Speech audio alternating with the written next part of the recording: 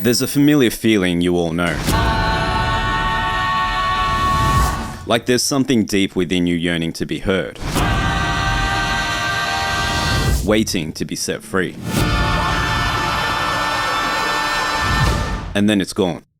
For many of you, this momentary flash of imagination is nothing more than a daydream, an unimportant lapse in concentration destined to be ignored like every other dream. But for those of you who choose to listen closely and carefully, this seemingly irrelevant spark of brilliance is the match that lights the fire of this thing we call creativity. But it doesn't come without work.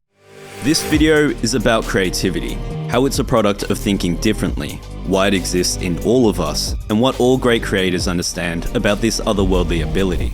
There are a lot of talented people who never make it because they don't have the work ethic to make it. For some people, the work ethic trumps the talent. So, gotta go after it. Okay, let's go. So what is creativity? I used to think it was something you're either born with or not, something uncontrollable that only flows through you whenever it wants. But the truth is, creativity flows through all of us. We all have the same neural circuits in our brain that light up during creativity. It's just the use of imagination to create something new and useful. But what people often forget is that creativity rides on the shoulders of what came before. There would be no mobile phone without a telephone, and no telephone without a telegraph. All creativity is inspired by something or someone, which means the more knowledge and experience you gain, the more tools you have to create something new. You're a bold little monkey. What's your name? This is Hedy Lamarr, one of Hollywood's biggest stars during the 1940s. But I'm guessing you've never even heard of her. Which means, like most others, you have no idea that Hedy Lamarr is the woman who invented Wi-Fi. Without a passion for science and engineering, Hedy Lamarr's talents probably wouldn't have extended past Hollywood. But ever since she was young, she loved disassembling and reassembling appliances and devices and inventing things in her spare time. And because of her tenacity over the years, she saw possibilities where others couldn't. The people have the idea of I'm a sort of a stupid thing. But whatever it is, inventions are easy for me to do. And this is the first pillar of creativity that all great creators understand.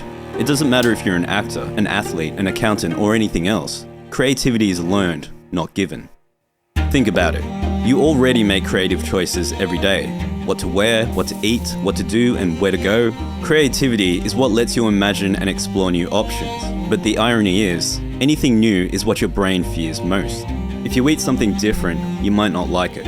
If you try a new activity, you might not be good at it. Or if you go somewhere foreign, you might get lost. These are insecurities people don't even realize they have. And so out of fear, you deny yourself the extra knowledge and experience that fuels creativity. But if instead you decide to explore new options, your scope of possibilities grows. You'll know what you like and don't like, what works and doesn't work, and the easier it is to think differently. The second pillar of creativity. Thinking differently is the ability to imagine as many unique answers to a question or problem. Thinking outside the box. The only issue is that we're often hindered by rules and regulations that are literally put in place so we all fit inside a box. And that's why it's usually the ones who break those boundaries that become great creators, which is exactly how Rick Rubin influenced hip-hop. 1983, New York City. Rock and pop music are dominating the radio stations. But on the streets and in the clubs, something huge is bubbling up to the surface. Rap and hip-hop culture was making waves, and immersed right in the midst of everything was an odd young man with a creative vision that would change it all. I would go to these clubs like the Grill and the Roxy and see what was going on there. And the records that were coming out didn't reflect hip hop. None of them sounded like what it sounded like at the club. It wasn't related at all. They were made by people who made other kinds of music. So they made them the same way they made other kinds of music when hip hop was really different. And so in 1984, with absolutely no experience or knowledge as a music producer, this kid who grew up listening to heavy metal and punk rock produced and released his first ever rap record. And it took off. It's yours. So what exactly did this college dropout know about producing hip-hop records that everyone before him didn't? Do you know how to work a soundboard? No. I have no technical ability, and I know nothing about music. You must know something. Well, I know what I like and what I don't like, and I'm decisive about what I like and what I don't like. As an outsider looking in, he was asking questions no one else did and breaking rules he didn't even know existed. Part of it was because I didn't know what I was doing. I didn't have any training or skill, but that allowed it to be new. It wasn't doing it the regular way. It was doing it the way of hip-hop, which didn't yet exist. Fast forward 4 decades, and after taking hip-hop mainstream, producing over 100 records across rap, rock, country, folk, and pop, and winning 8 Grammy Awards, Rick Rubin has become one of the most successful and highly influential figures in the music industry. Thinking maybe we start a cappella with, if you're having girl problems, I feel bad for your son. I got 99 problems, but a bitch ain't one. I got the rap patrol on the... But his superpower isn't his work ethic or his ability to think differently. It's the third and final pillar of creativity, self-expression.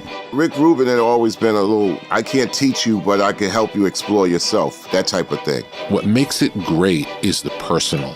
With all of its imperfections, with all of its quirkiness, how you see the world, that's different from how everyone else sees the world. That's your purpose in sharing your work with the world. I think it's important that humanity become a multi-planet species, compared with one where we are forever confined to Earth until some eventual extinction event. That's really why I started SpaceX. How much of your personal fortune have you poured into this? $100 million.